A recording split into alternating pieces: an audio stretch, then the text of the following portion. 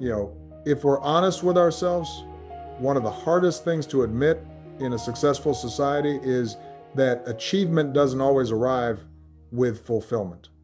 We grow up believing there's a finish line somewhere out there, a moment when the noise quiets, the striving stops, and the satisfaction finally settles in. We're told that if we work hard enough, climb high enough, earn enough, then meaning will follow. But for a growing number of people in this country, that promise has begun to ring hollow. Quietly, persistently, like an echo you can't quite place. Most people don't talk about that emptiness because it feels ungrateful to name it.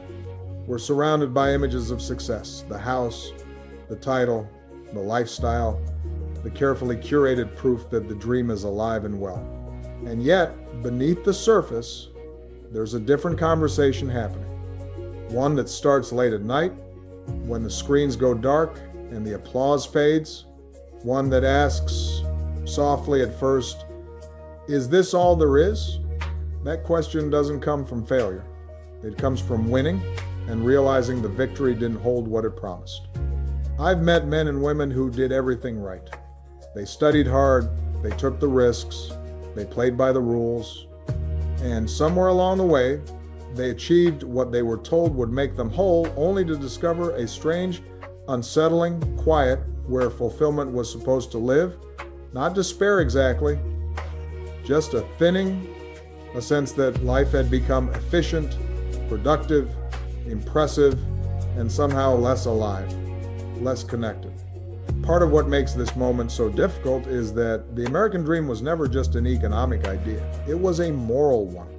It carried with it a belief that effort should lead to dignity, that progress should expand possibility, that each generation might build a life not just bigger, but better, more humane, more rooted, more free. When that dream starts producing emptiness instead of belonging, it doesn't just affect individuals. It shakes something deeper in the fabric of our democracy. After the financial crisis of the late 2000s, something shifted. The old assumptions cracked. People kept striving, but with a new edge of anxiety. Success became less about flourishing and more about survival dressed up as ambition. We learned how quickly security could vanish, how fragile the ladders really were, and instead of slowing down to ask what truly mattered, many of us doubled down, worked longer, hustled harder, posted brighter smiles, ran faster on a treadmill that never stopped. Technology didn't invent this emptiness, but it amplified it. Every scroll became a comparison. Every highlight reel, another reminder of what we were supposed to want. And the dream, once shared across neighborhoods and generations, quietly narrowed into a solo pursuit. Your grind, your brand, your climb.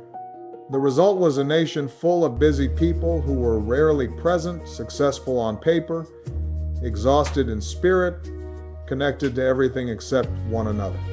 What often gets lost in these conversations is the human cost. Families eating dinner together less often. Friendships postponed indefinitely. Purpose deferred to someday, which has a way of never arriving. I've spoken with parents who realized they'd built impressive lives while missing the small moments that give life its texture. With young people who felt pressure to monetize every passion, optimize every hour, and still felt strangely empty at the center. That kind of hollowness doesn't announce itself loudly.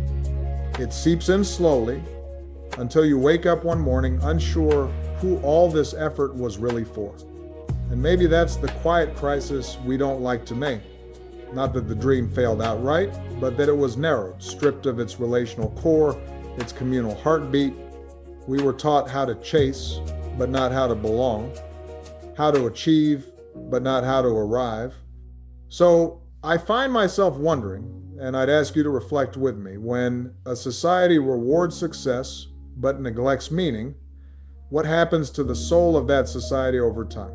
When I was younger, long before any titles or offices, I remember sitting with folks in community centers on the south side of Chicago, listening more than I spoke. People didn't come in talking about ideology or abstract dreams. They talked about work that never seemed to end, about doing everything they were told and still feeling behind, about the quiet fear that if they ever stopped pushing, everything they built might slip through their fingers. Even then, I sensed that the American dream, as powerful as it was, carried a shadow side we didn't fully acknowledge. Back then, the dream still felt communal. Neighbors looked out for one another. Success was measured not only by what you earned, but by whether you showed up at church basements, block meetings, birthday parties, funerals. There was a rhythm to life that made room for people, not just progress. But as the years passed, that rhythm sped up, work followed us home, ambition seeped into every corner of our lives, and slowly, almost imperceptibly, success became something we pursued alone. After the recession hit, that shift hardened. Security felt fragile, so we chased more of it. We told ourselves we'd rest later, connect later, live later. And for many, later never came.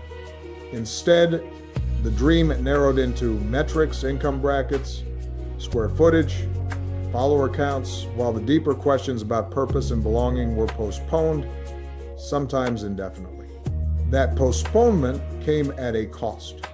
I've sat across from leaders, business owners, public servants, innovators who admitted in quieter moments that the climb left them lonelier than they expected, that the applause felt thinner the higher they went, that they'd mastered the art of succeeding without learning how to feel at home in their own lives. These weren't people who lacked gratitude. They were people who lacked space to be human. And that distinction matters. There's a certain guilt that comes with emptiness in a successful society. You feel you have no right to complain. After all, others are struggling just to get by. So you swallow it. You keep going. You smile when people congratulate you. But unspoken emptiness doesn't disappear, it hardens. It shows up as irritability, as disengagement, as a quiet cynicism that says, if this is the dream, maybe dreaming was the mistake. That cynicism doesn't stay personal for long. It spills into how we relate to our neighbors, our institutions, our democracy. Because democracies don't just depend on laws and elections. They depend on citizens who believe their lives have meaning beyond accumulation. When success feels empty, participation feels pointless. Why invest in a common future if your private victories feel hollow? That's how disengagement grows, not from apathy alone, but from disappointment. What troubles me most is how this emptiness gets passed down. Children watch us chase goals without joy. They absorb the lesson that worth is conditional, that rest must be earned, that connection is optional. We don't say these things out loud, but we model them every day. And then we wonder why younger generations seem anxious, unmoored, skeptical of the same dream we told them to pursue.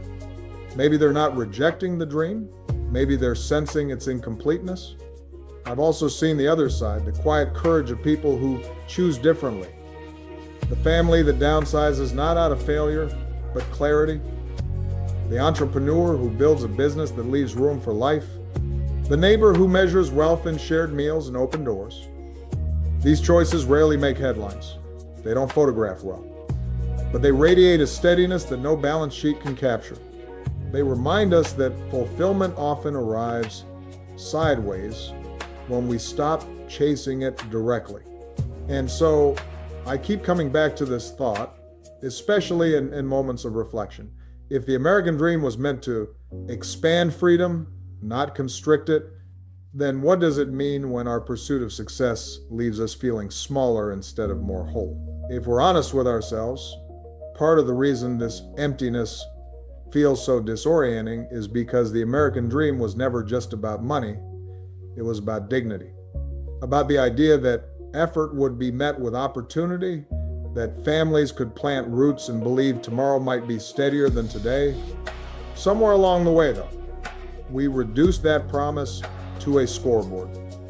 We started confusing motion with meaning, growth with goodness, and in doing so, we left very little room to ask whether the direction we were moving in still made sense. I've learned that emptiness doesn't announce itself with drama. It arrives quietly. It shows up when you finally get what you worked for, sit down, and realize there's no one left in the room to share it with. It shows up when the calendar is full, but the days feel interchangeable. When success demands so much maintenance that it crowds out the very life it was supposed to support. And because our culture celebrates achievement so loudly, we rarely make space to talk about what happens after the achievement no longer satisfies. During my time in public life, I watched this play out on a national scale. We celebrated growth while ignoring who was being left behind, not just economically, but emotionally. We talked about winning without asking what winning was for. And when people began to feel that the dream was slipping, or worse, that it had arrived and disappointed them, we didn't always know how to respond. Some turned their frustration inward, others looked for someone to blame. That's when division finds fertile ground. Because when people feel empty, they don't just lose joy, they lose patience, they lose trust. They become susceptible to voices that promise meaning through anger or belonging through exclusion. This isn't a moral failure so much as a human one. A society that doesn't nourish the inner lives of its people shouldn't be surprised when those people start searching for substitutes. And too often, those substitutes are loud, simplistic, and destructive. What I keep returning to is this quiet truth. Fulfillment was never meant to be a solo act. The dream phrase, when it becomes purely individual, when success is hoarded rather than shared, when progress leaves no room for care. We weren't built to measure our lives only by what we accumulate. We were built to measure them by what we contribute, who we lift, how we love. That doesn't mean ambition is wrong. It means ambition without connection is incomplete. I've met folks who had far less than the culture told them they should want, yet carried a sense of wholeness that no luxury could buy. They knew their neighbors, they showed up for one another, they had rituals, Sunday dinners, volunteer shifts, shared struggles that tethered their days to something larger than themselves. Watching that, I was reminded that wealth of spirit often grows in places the spotlight ignores. And here's the uncomfortable part we don't talk about enough. Redefining the dream requires letting go of some illusions. It asks us to admit that more isn't always better. That upward mobility, if it costs us our health, our relationships, our sense of self, might not be mobility at all. That kind of honesty can feel threatening in a culture built on constant striving. But it's also deeply freeing. Because once you accept that the dream isn't supposed to fill every void, you're free to ask better questions. What gives my life texture? Who am I accountable to beyond myself? What kind of success would still feel meaningful if no one was watching? These aren't questions with easy answers, but they're the kind that anchor a life and, collectively, a nation. So I'll leave you with this as we keep moving forward together. If the American dream has left so many people feeling accomplished, yet empty, what might happen if we stopped chasing the image of success we inherited and started building a version rooted in connection, purpose, and shared responsibility? And what would you say has filled you or failed to fill you along the way? Let me know in the comments if this reflection speaks to you. Tell us what you think, what happened to you, or even just one word that sums it all. And if these discussions are important to you, if you think that in our noisy society, sincere introspection still has a place, stay here. Subscribe so that we can continue asking the questions that aren't asked frequently enough.